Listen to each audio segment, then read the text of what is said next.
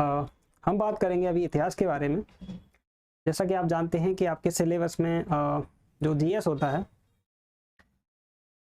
Sorry, syllabus में GS या GK होता है, उसमें इतिहास एक पोर्शन होता है। अगर जीके की बात की जाए तो उसके 6-7 सेक्शन होते हैं, जैसे एक हिस्ट्री, दूसरा ज्योग्राफी, तीसरा पॉलिटी,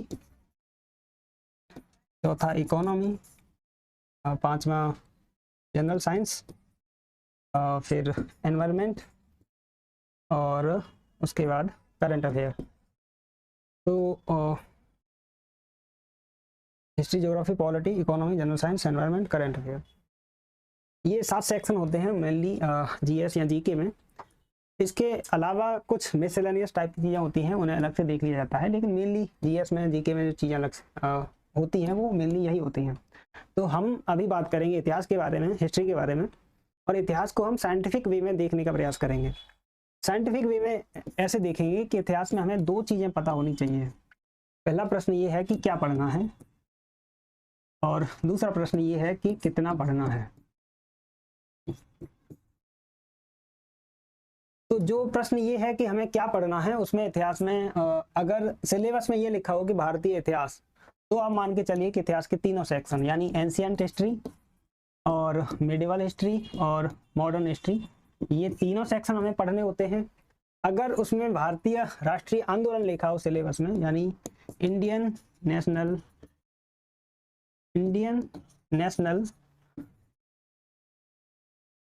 मूवमेंट लिखा हो, भारतीय राष्ट्रीय आंदोलन लिखा हो, तो हमें फिर आप मान के चलिए कि मॉडर्न हिस्ट्री ही पढ़नी होती है, भारतीय राष्ट्रीय आंदोलन। तो आपके सिलेबस में अगर हिस्ट्री यानी इतिहास लिखा हो तो हमें तीनों सेक्शन पढ़ने होते हैं, एंशिएंट, मिडिवल और मॉडर्न। और सिर्फ इतना लिखा हो भारतीय राष्ट्रीय आंदोलन, तो हमें सिर्फ मॉडर्न हिस्ट्री पढ़नी होती है, बाकी ये 2 सेक्शन नहीं पढ़ने होते हैं।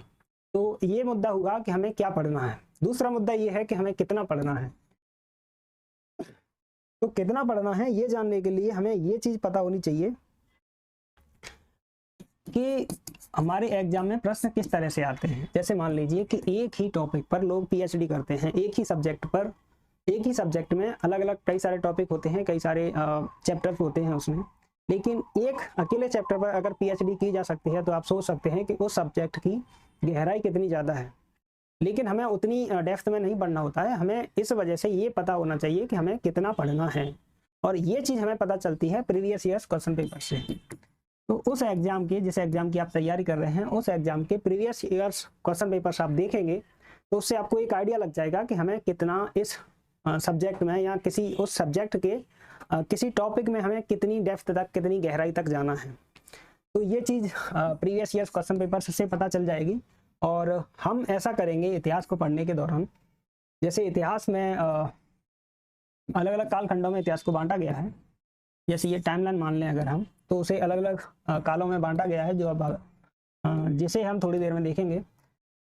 तो एक समय काल को, उस काल में क्या क्या कंसेप्ट हैं, उन सारी चीज़ों को हम देख लेंगे। उसके साथ ही उस कालखंड से जितने क्वेश्चंस आए हैं, previous years question paper questions आए हैं उस पर्टिकुलर एग्जाम में, उन्हें भी हम इसके साथ देख लेंगे। तो इस तरीके से एक टॉपिक और एक एक टॉपिक करके पूरा इतिहास हमारा तैयार हो जाएगा।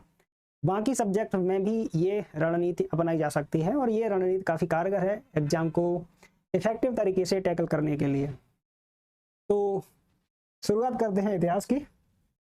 ये एक संक्षिप्त रणनीति की चर्चा की हमने कि इतिहास को हम किस तरीके से तैयार करेंगे जिससे साइंटिफिक वे में पूरा इतिहास हमारा तैयार हो जाए, और टॉपिक वाइज तैयार हो, एक एक टॉपिक के साथ उसके प्रीवियस ईयर्स क्वेश्चन पेपर भी लगा लें हम, जिससे हमें ये अनुमान रहे कि हमने किस गहराई तक तैयार करना है, किस गहराई तक तैयार किया है, जिससे एग्जाम निकल सके। और संभावित प्रश्न है जो, यानी प्रीवियस ईयर्स क्वेश्चन पेपर देखने के बाद ये भी हमें पता चल जाएगा कि उस टॉपिक में और कौन से क्वेश्चंस आ सकते हैं। तो इस चीज़ का हमें लाभ मिलेगा इस तरीके से तैयार करने में।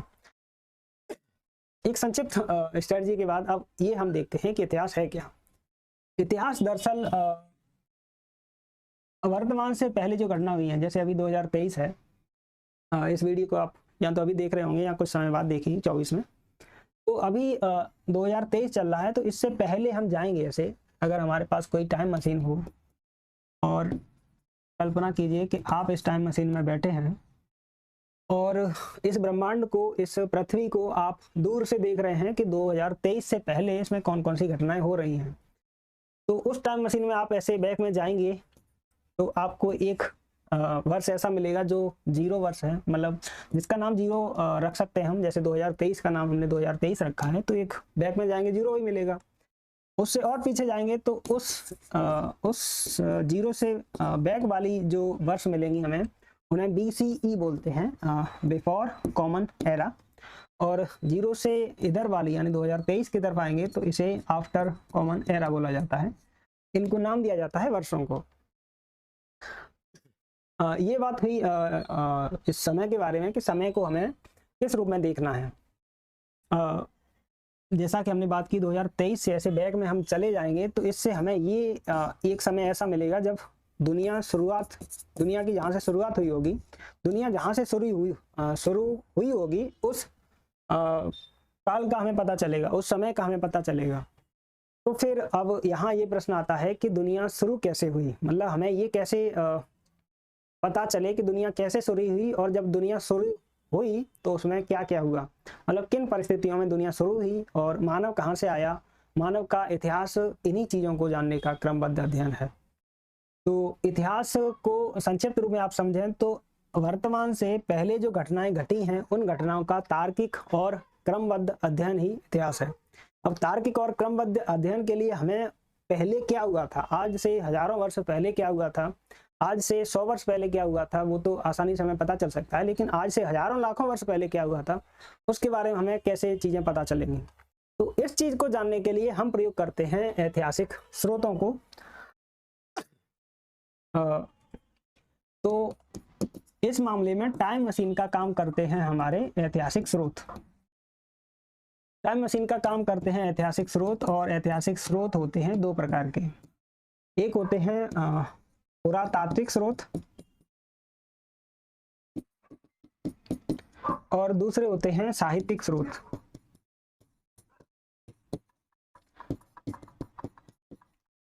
पुरातात्विक स्रोत वे स्रोत होते हैं जो हमसे पहले पृथ्वी पर आए इंसानों द्वारा जो वस्तुएं प्रयोग की गई हैं, जैसे बर्तन हैं, उपकरण हैं, उनके द्वारा खाना जिन चीज़ों में बनाया जाता था वो उपकरण हैं, वो बर्तन हैं।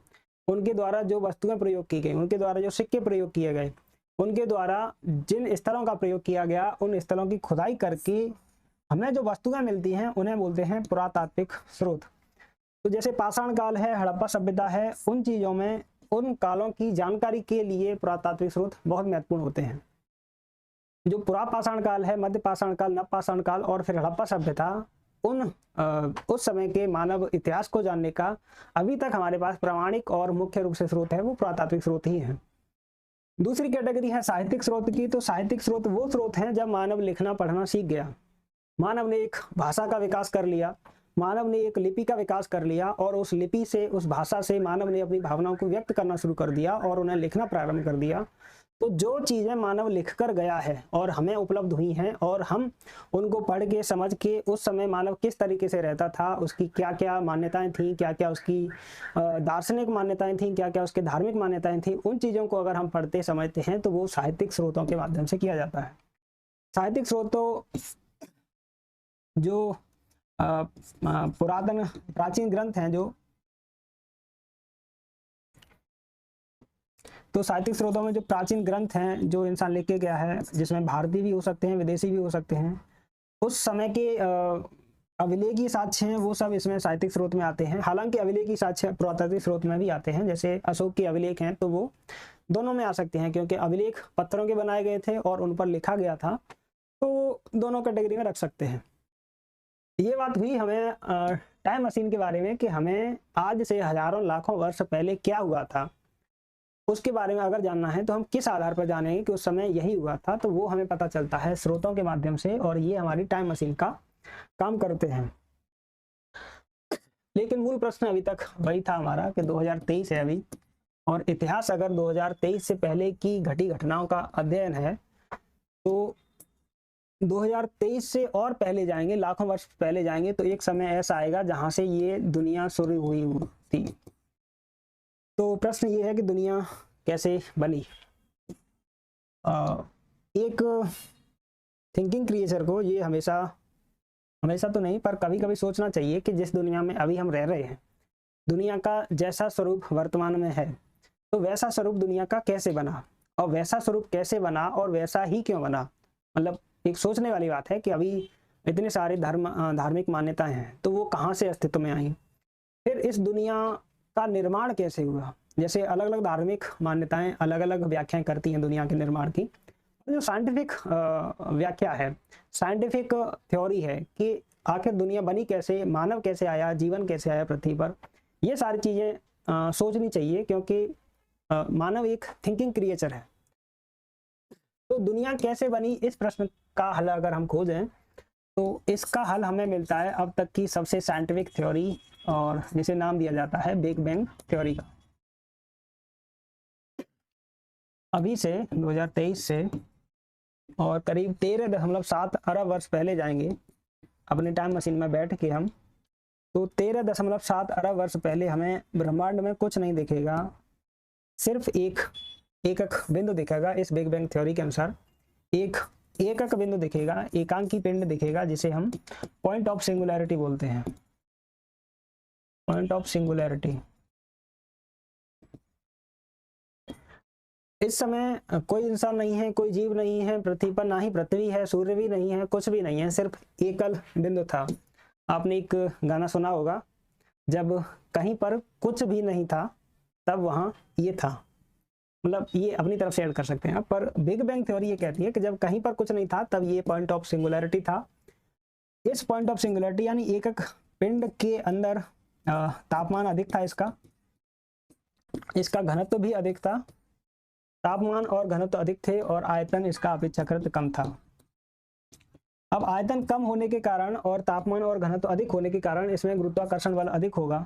गुरुत्वाकर्षण बल अधिक होने के कारण इसमें इस एकक पिंड में विस्फोट होता है, जिसे हम बिग बैंग कहते हैं। बिग बैंग का मतलब ही होता है महाविस्फोट, मतलब काफी बड़ा विस्फोट। इसे आप महाविस्फोट भी कह सकते हैं।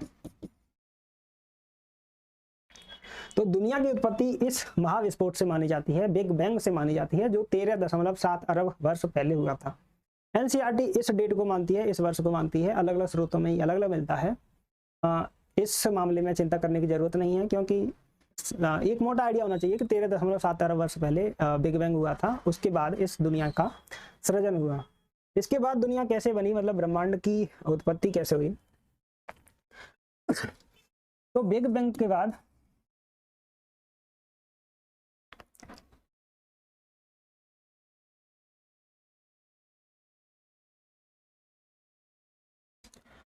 तेरह दशमलव 7 अरब वर्ष पहले बिग बैंग की घटना हुई।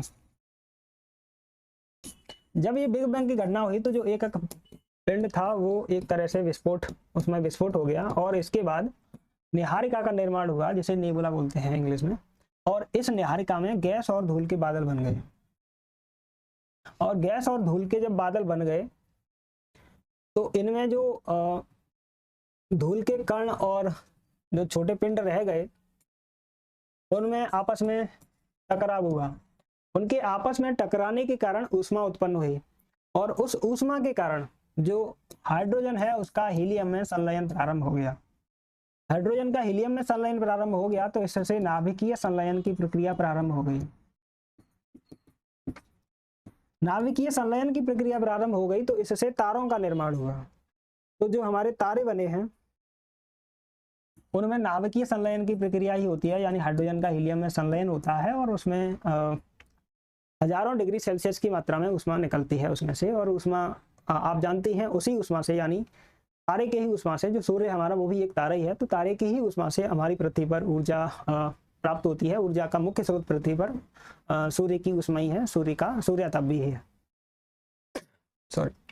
तो इस तरीके से तारों का निर्माण हुआ और ब्रह्मांड में हजारों तारों का निर्माण हुआ। नाभिकीय संलयन के कारण इस निहारिका में तारों का निर्माण हुआ, और अलग अलग जगह पर अलग अलग तारों का निर्माण हो जाएगा, कई तारों का। तो फिर ये निहारिका है वो आकाश गंगा में परिवर्तित हो जाएगी। आकाश गंगा में आप अरबों तारे देखते हैं, तारों की संख्या देखते हैं, वो इसी प्रक्रिया से बने हैं सारे तारे और आकाश गंगा। अब इससे आगे क्या होगा कि जैसे अब तक की कहानी में हमने देखा कि बिग बैंग हुआ, बिग बैंग के बाद निहारिका बनी, निहारिका में तारों का निर्माण हो गया, यानी स्टार्स का निर्माण हो गया, और जो सूर्य है वो भी हमारा एक तारा है, तो सूर्य का भी निर्माण हो गया। अब ये तारा है, जो इस तारे के, तारा जैसा दिखना चाहिए थोड़ा, ये तारा है, तो इस तारे के चारों ओर जो कंटेंट बच गया उस निहारिका में, आकाशगंगा में, जो गैस और धूल के बादल बच गए थोड़े बहुत, उन्होंने क्या किया कि वो एक तस्तरीनुमा संरचना बना के इसके चारों ओर घूमने लग गए। अब इस तस्तरीनुमा संरचना में क्या होगा कि समय के साथ इसमें इसके जो कण हैं वो आपस में मिलके ग्रहाणु बनाएंगे, यानी छोटे छोटे कण आपस में मिलके बड़े कणों का निर्माण करेंगे। इन कणों को ग्रहाणु कहा गया, जिनसे ग्रहों का निर्माण होगा फर्दर। जब ग्रहाणु फिर आपस में मिलेंगे, आपस में टकरा के इकट्ठे हो जाएंगे और गुरुत्वाकर्षण बल के कारण एकत्र हो जाएंगे, तो फिर ग्रहों का निर्माण कर देंगे ये। तो सूर्य के चारों ओर, सूर्य हमारा एक तारा है और उसके चारों ओर ऐसे तस्तरीनुमा संरचना बन गई, और उस तस्तरीनुमा संरचना से ग्रहों का निर्माण हुआ। तो सूर्य से सबसे करीब ग्रह बुध है, आपको पता ही होगा, दूसरा है शुक्र, तीसरा है हमारा पृथ्वी। तो पृथ्वी का निर्माण इस प्रक्रिया से हुआ है। पृथ्वी एक ग्रही है, तो ग्रह के रूप में पृथ्वी का निर्माण इस प्रक्रिया से हुआ है कि सूर्य के चारों ओर एक तस्तरीनुमा संरचना बनी, उस तस्तरीनुमा संरचना में जो पिंड थे, कण थे, वो एकत्र होने लगे और इकट्ठे हो के ग्रह के रूप में फॉर्म हुए। अब जो पृथ्वी बन गई, तो शुरुआत में पृथ्वी ग्रहाणु जो थे उनके आपस में टकराने से बनी, तो काफी गर्म थी, तो इसकी ऊपरी सतह धीरे धीरे ठंडी हुई और इसके अंदर लावा या मैग्मा पिघली हुई अवस्था में रहा, अर्ध द्रव अवस्था में रहा। जब ये लावा या मैग्मा इसके बाहर से निकला ऊष्मा के कारण, तो इसने ज्वालामुखी प्रक्रिया के द्वारा दीपों का निर्माण किया। जैसे ये लावा जब निकलेगा तो इसके साथ मैग्मा निकलेगा, मैग्मा या लावा जो भी कहें, इसके साथ ही जलवाष्प और धूल के कण निकलेंगे। तो जो मैग्मा है, जो धूल है, वो इसके आसपास जम जाएगी और पठारनुमा संरचना का निर्माण करेगी, और जो जलवाष्प है वो बादलों का निर्माण करेगी।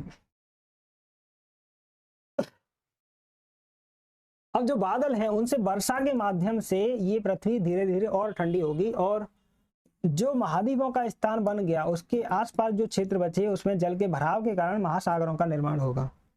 तो अब तक की कहानी में हमने देखा कि पृथ्वी पर महाद्वीप और महासागर बन जा रहे हैं। ये पृथ्वी है हमारी, सॉरी,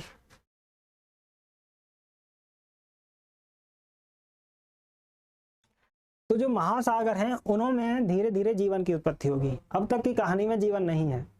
बिग बैंग हुआ, उसके बाद ब्रह्मांड बना, ब्रह्मांड में आकाशगंगाएं बनी, तारे बने, ग्रह बने, ग्रहों के बाद फिर फर्दर उपग्रह बने। फिर पृथ्वी पर जीवन की उत्पत्ति कैसे हुई उस चीज को अब हम देखने जा रहे हैं। ये कहानी अब तक देखी कि ब्रह्मांड कैसे बना। तो ब्रह्मांड की उत्पत्ति अब तक सबसे मान्य सिद्धांत बिग बैंग थ्योरी है। इसकी उत्पत्ति से संबंधित 13.7 अरब वर्ष पहले महाविस्फोट हुआ, जिसे बिग बैंग कहते हैं। इसमें से मूलभूत कण निकले जिन्हें गॉड पार्टिकल कहा जा रहा है वर्तमान में। जैसे आपने लार्ज हैड्रन कोलाइडर का नाम सुना होगा। ये प्रयोगशाला है सर्न की, जेनेवा में, स्विट्जरलैंड के पास में। वहाँ ये प्रयोग किया जा रहा है कि इस ब्रह्मांड की उत्पत्ति कैसे हुई। 2012-13 के आसपास इसमें प्रयोग एक किया गया था, और उसमें गॉड पार्टिकल को प्राप्त करने का दावा किया गया था, यानी गॉड पार्टिकल उस समय खोजा गया था।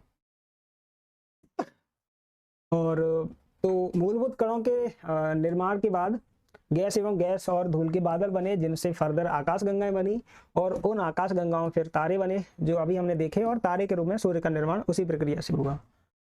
फिर ये भी उसी चीज को दर्शा रहा है कि जो बिग बैंग है, ये बिग बैंग हुआ और उसके बाद ब्रह्मांड फैलता गया। तो वर्तमान में जो एक्सपेंडिंग यूनिवर्स सिद्धांत दिया जाता है, एक्सपेंडिंग यूनिवर्स का कंसेप्ट दिया जाता है, वो इसी आधार पर दिया जाता है कि ब्रह्मांड तब से लगातार अभी तक फैल रहा है, और इसके साक्ष्य मतलब इसकी पुष्टि हबल टेलीस्कोप से की गई है। तो ये अभी वर्तमान में पुष्ट है कि ब्रह्मांड का विस्तार हो रहा है लगातार। ये उसी चीज को दिखा रहा है कि ब्रह्मांड कैसे बना। ब्रह्मांड के बाद फिर सौरमंडल कैसे बना वो हमने देखा कि एक तारे के रूप में सूर्य का निर्माण हुआ, फिर सूर्य के चारों ओर तस्तरीनुमा संरचना का निर्माण हुआ, उसमें टूटकर अलग अलग ग्रहों का निर्माण हुआ और एक ग्रह के रूप में पृथ्वी का निर्माण उसी प्रक्रिया से हुआ। अब पृथ्वी का वर्तमान स्वरूप ऐसे बना जैसे पृथ्वी की ये ग्रहाणु हैं छोटे छोटे जो अलग हैं, धीरे धीरे वो इकट्ठे होते जाएंगे और इस तरह से पृथ्वी के वर्तमान स्वरूप को फॉर्म करेंगे। ये भी वही चीज दिखाई गई जैसे इसमें 15 बिलियन ईयर्स दिया गया है, लेकिन एनसीईआरटी में 13.7 यानी 13.7 अरब वर्ष दिया गया है। फिर स्टार्स का निर्माण, सूर्य का निर्माण, पहले मॉल्टन अर्थ, ये 4.6 अरब वर्ष है एनसीईआरटी में, और यहाँ हालांकि 4.5 दिया है। फिर उसके बाद ओशंस का निर्माण 3.8 बिलियन ईयर्स एगो। अब ओशंस के निर्माण के बाद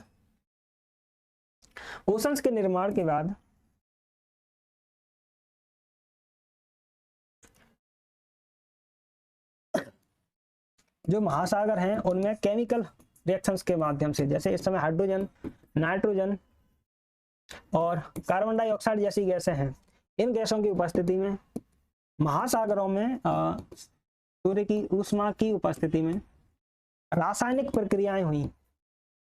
तो इन रासायनिक प्रक्रियाओं के माध्यम से, केमिकल रिएक्शंस के माध्यम से, केमिकल प्रोसेसेस के माध्यम से पहली जैविक इकाई का निर्माण हुआ, एक कोशिकीय संरचना का निर्माण हुआ। उस एक कोशिकीय संरचना के माध्यम से ही वर्तमान पृथ्वी पर जितनी जैविक संरचनाएं हैं, जितनी जैव विविधता है, उस सब का निर्माण इसी प्रक्रिया द्वारा हुआ। यानी महासागर में पहले एक कोशिकीय संरचना का निर्माण हो जाएगा, एक कोशिकीय जैविक संरचना का निर्माण हो जाएगा। वो एक कोशिकीय जैविक संरचना फर्दर म्यूटेशन के माध्यम से और इवोल्यूशन के माध्यम से यानी उत्परिवर्तन के माध्यम से अन्य जीवों का निर्माण करेगी। तो एक उत्परिवर्तन यानी म्यूटेशन और दूसरा इवोल्यूशन यानी उद्विकास। तो एक कोशिकीय संरचना के निर्माण के बाद फिर उत्परिवर्तन और उद्विकास के माध्यम से अन्य जैविक संरचनाओं का निर्माण होगा और धीरे धीरे पृथ्वी पर जैव विविधता बढ़ेगी। यानी इसमें जलीय जीवों का निर्माण होगा और कई सारे जलीय जीवों का निर्माण हो जाएगा, जिन्हें हम एक कैटेगरी रखते हैं और उसे जलचर कहते हैं। जलचरों में धीरे धीरे फर्दर उद्विकास और म्यूटेशन के बाद थलचर जीवों का निर्माण होगा। यानी ये जलचर जीव थोड़े समय के लिए स्थल पर आया करेंगे और फिर जल में चले जाया करेंगे। तो इस प्रक्रिया के माध्यम से थलचर जीवों का निर्माण हुआ और इस प्रक्रिया के माध्यम से यहाँ उभयचर होगा, यानी दोनों जगह पर रहने वाले जीव, जल में और थल में दोनों जगह रहने वाले जीव, उभयचर का निर्माण होगा। और उभयचर जीवों के बाद फिर एक ऐसी स्थिति आएगी जिसमें उभयचर जीव जो थोड़े समय के लिए थल पर आते हैं वो थल पर ही रह जाएंगे, यानी थल के ही निवासी बन के रह जाएंगे। तो उस प्रक्रिया के बाद थलचर जीवों का निर्माण होगा। तो इस तरह से जलचर, उभयचर और थलचर जीवों का निर्माण होगा। फिर उसके बाद नवचर जीवों का निर्माण होगा। तो इस तरह से पृथ्वी पर धीरे धीरे जैव विविधता बढ़ेगी, यानी पृथ्वी पर कई तरह के जीवन का स्वरूप उत्पन्न होगा।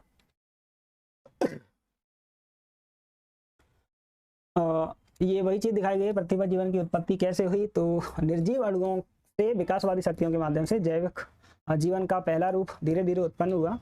ये केमिकल रिएक्शंस को ही सांकेतिक रूप में दिखाया गया है, जिसमें प्राचीनतम जैविक संरचना है वो बैक्टीरिया, साइनोबैक्टीरिया, आर्किया और यूकैरिया, इस टाइप की संरचनाएं हैं। पृथ्वी पर फिर जीवन का फिर फर्दर उद्विकास, जैसे पहले समुद्र में एक कोशिकीय फिर बहुकोशिकीय जीवों का निर्माण, जलचर के बाद उभयचर जीवों का निर्माण, फिर थलचर और नवचर जीवों का निर्माण। इसी प्रक्रिया में धीरे धीरे मानव का निर्माण हुआ। आपने प्राइमेट का नाम सुना होगा, जैसे बंदर जैसी संरचना थी, बंदर जैसा एक जीव था जिससे धीरे धीरे मानव का उद्विकास हुआ, यानी मानव की उत्पत्ति हुई। तो अब तक की कहानी को अगर हम समराइज करें तो पहले बिग बैंग हुआ।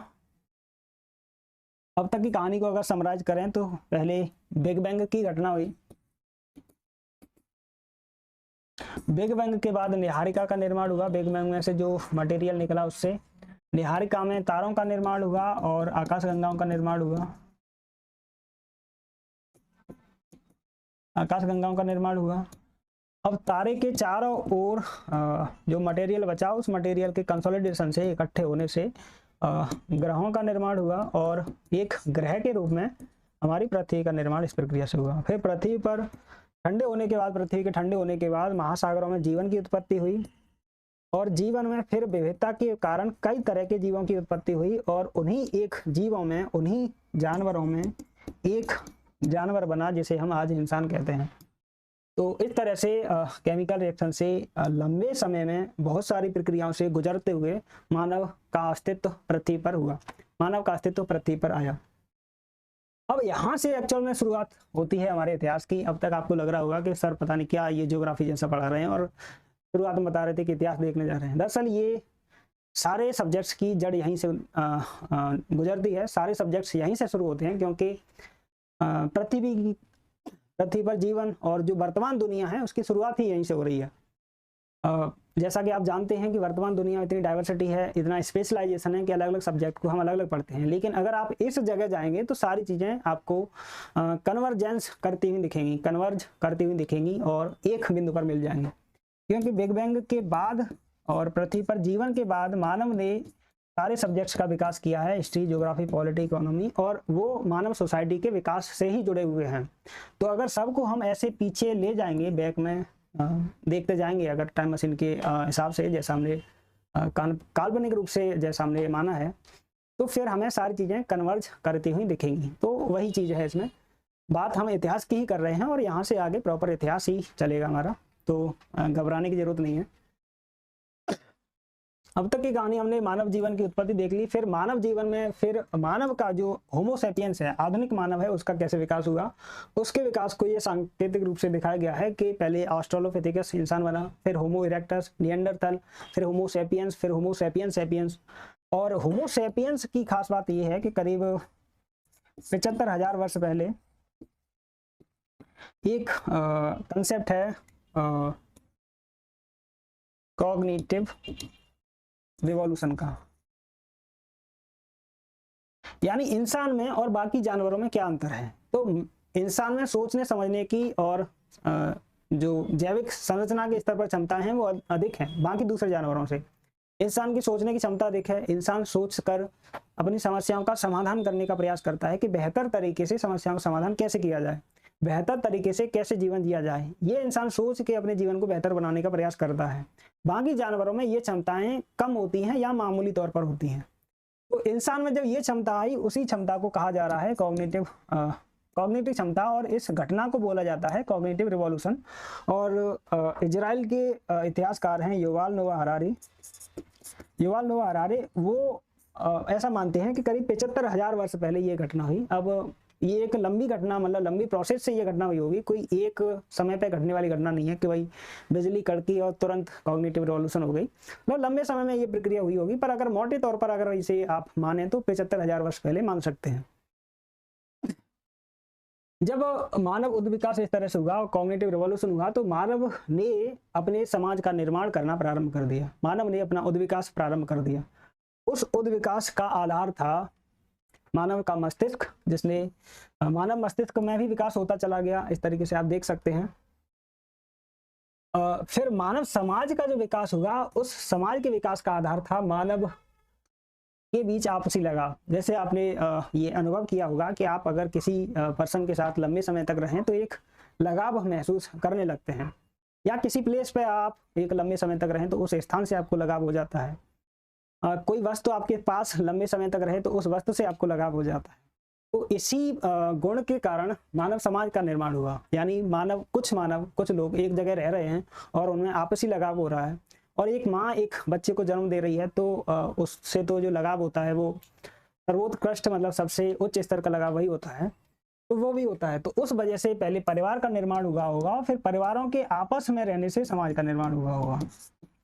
तो मानव समाज का निर्माण इस तरह से हुआ है। आप देखते हैं बाकी जानवरों का हमें इस तरह से सामाजिक संरचना नहीं मिलती, राजनीतिक संरचना नहीं मिलती, कुछ को छोड़ दें, कुछ में थोड़े मामूली स्तर पर पाई जाती है, पर मानव में जो कॉपरेशन का जो स्तर है वो काफी अलग है, काफी ज्यादा है दूसरे जानवरों की अपेक्षा। आपसी सहयोग से मानव ने अपनी समस्याओं का समाधान करना प्रारंभ कर दिया, उसका ये प्रतीकात्मक चित्र है।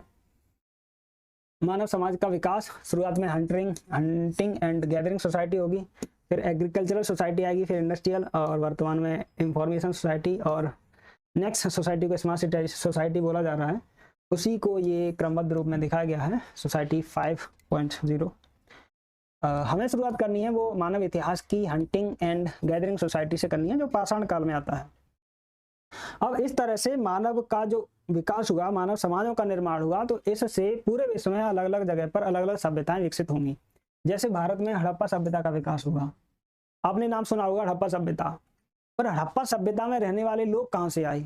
अब आप कहेंगे कि उससे पहले लोग रहते होंगे, तो उससे पहले जो लोग रहते थे वो भी तो कहीं से आए होंगे, तो वो पाषाण काल से आए मान लीजिए। लेकिन पाषाण काल से पहले लोग कहाँ से आए? तो इस प्रक्रिया के माध्यम से, यानी बिग बैंग से फिर पृथ्वी की उत्पत्ति, फिर पृथ्वी पर जीवन की उत्पत्ति, उसके माध्यम से हमने यही समझने का प्रयास किया कि जीवन कैसे आया और वो जीवन मानव जीवन में कैसे परिवर्तित हुआ, और मानव जीवन फिर फर्दर मानव समाज में, मानव राजनीतिक संरचनाओं में, मानव आर्थिक संरचनाओं में कैसे परिवर्तित होगा। जब मानव सामाजिक राजनीतिक संरचना बन जाएंगी तो फिर मानव सभ्यताएं बनेंगी और विश्व में अलग अलग जगहों पर अलग अलग सभ्यताएं बनेंगी। जैसे मध्य अमेरिका के आसपास माया सभ्यता का विकास हुआ, इंका सभ्यता दक्षिण अमेरिका में विकसित हुई, मिस्र की सभ्यता, मिस्र में जो मिस्र नील नदी है उसके आसपास, मेसोपोटामिया की सभ्यता इराक वाले क्षेत्र में, यूरोप में रोमन सभ्यता और यूनानी सभ्यता का विकास हुआ, चीन में चीन की सभ्यता का विकास हुआ। तो ये प्राचीन समय में कुछ सभ्यताएं विकसित हुई और उन्हीं सभ्यताओं के फर्दर विकास के माध्यम से वर्तमान समाज का स्वरूप, वर्तमान विश्व का स्वरूप निर्धारित हुआ। हालांकि इसमें से पुरानी कुछ सभ्यताएं नष्ट हो गई और उन जगहों पर दूसरी सभ्यताएं विकसित हुई जिससे वर्तमान विश्व बना है। तो उन सारी चीजों को हम आगे देखेंगे। जिस तरह से सामाजिक संरचनाओं का विकास हुआ उसी तरह से राजनीतिक व्यवस्थाओं का विकास हुआ। तो इतिहास में हम जब राजा महाराजाओं की चर्चा पढ़ते हैं, जब राजा महाराजाओं के बारे में पढ़ते हैं, तो आप प्रश्न पूछ सकते हैं कि राजा कहाँ से आ गया? अभी तो समाज एक साथ रह रहा था, लोग एक साथ रह रहे थे और इंसान में थोड़ा सा दिमाग है, अभी थोड़ा सा विकसित होकर आया है, राजा कहाँ से आ गया? तो वो एक विकास की प्रक्रिया है। जैसे इंसान एक साथ रहने लग जाएंगे तो कुछ तो उसके सामने ऐसी समस्याएं होंगी जिसका वो व्यक्तिगत स्तर पर समाधान कर लेगा, लेकिन कुछ समस्याएं ऐसी होंगी जिनका व्यक्तिगत स्तर पर समाधान नहीं किया जा सकता। जैसे आज भी ऐसी समस्या है, आप अपना घर अपने स्तर पर बनवा सकते हैं, लेकिन अगर आपको गली बनवानी हो, आपको एक सड़क की जरूरत हो, तो आप अकेले नहीं बनवा सकते। तो सड़क और गली सामूहिक रूप से ही बनाई जा सकती है और उसके लिए एक राजनीतिक संरचना की जरूरत होती है। वही वाला कंसेप्ट यहाँ लागू करेंगे तो इस तरह से प्राचीन समय में राजनीतिक संरचनाओं का उन्हीं समस्याओं के समाधान के लिए विकास हुआ जिन समस्याओं को व्यक्तिगत स्तर पर सॉल्व नहीं किया जा सकता था। सॉरी,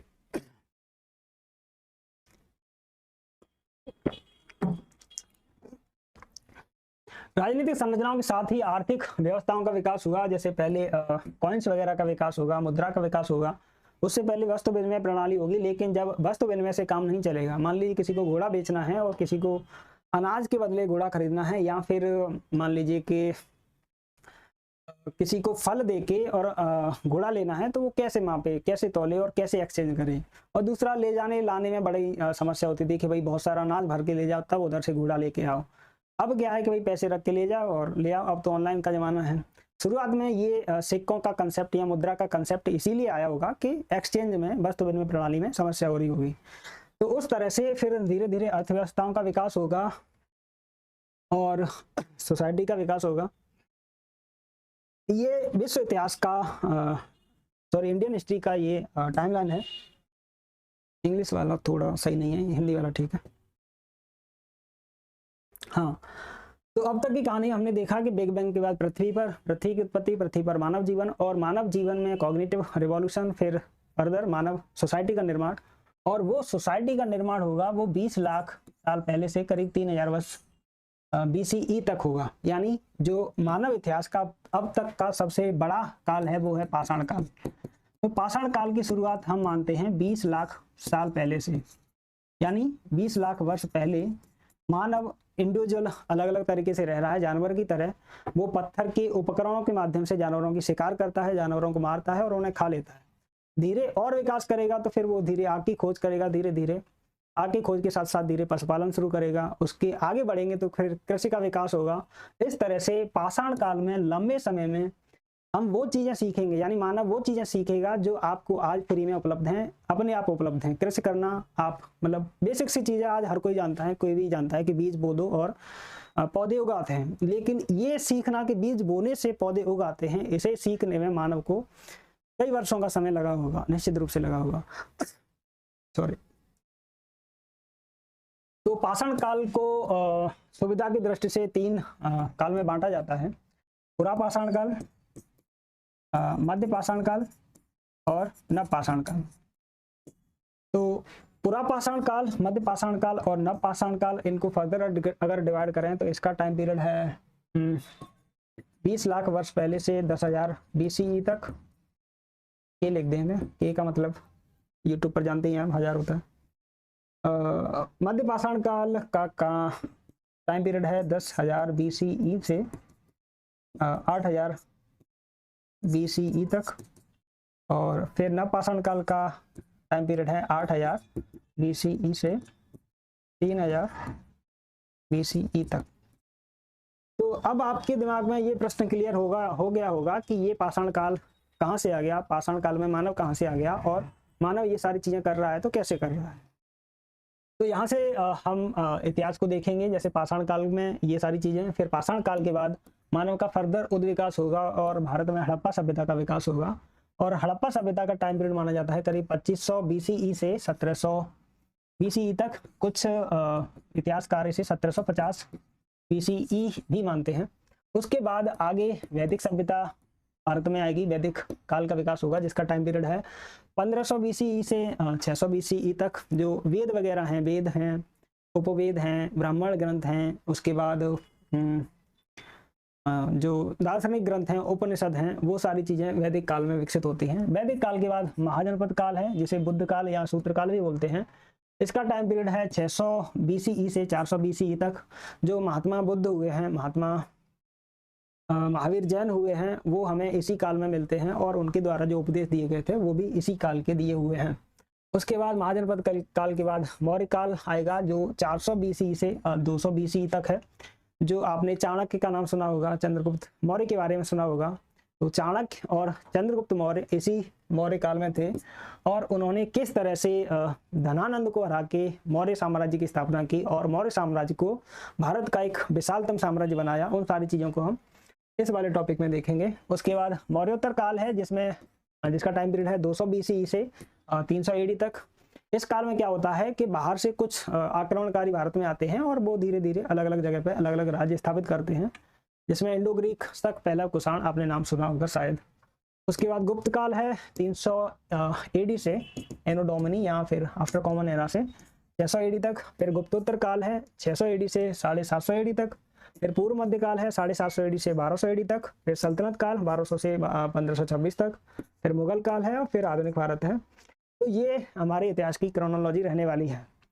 आज की कहानी में हमने ये देखा कि ब्रह्मांड की उत्पत्ति कैसे हुई, ब्रह्मांड में पृथ्वी की उत्पत्ति कैसे हुई, फिर पृथ्वी पर मानव जीवन कैसे आया और वो मानव जीवन, मानव सोसाइटी, मानव का समाज आज तक कैसे आया। यानी पाषाण काल में मानव शिकार कर रहा है पत्थरों से और वो इन सारे कालखंडों से गुजरते हुए आज के विश्व का निर्माण उसने कैसे किया, वो सारी चीज हम इतिहास में देखेंगे। और इतिहास इन्हीं सारी कहानियों का अध्ययन है। अगर इतिहास को आप दूसरा नाम देना चाहें तो कहानियों की कहानी आप इसे नाम दे सकते हैं, क्योंकि ये सारे कालखंड हैं और इस कालखंडों की अलग अलग कहानियां हैं। उन कहानियों को अगर इकट्ठा कर दिया जाए तो ये कहानियों की कहानी बन जाएगी।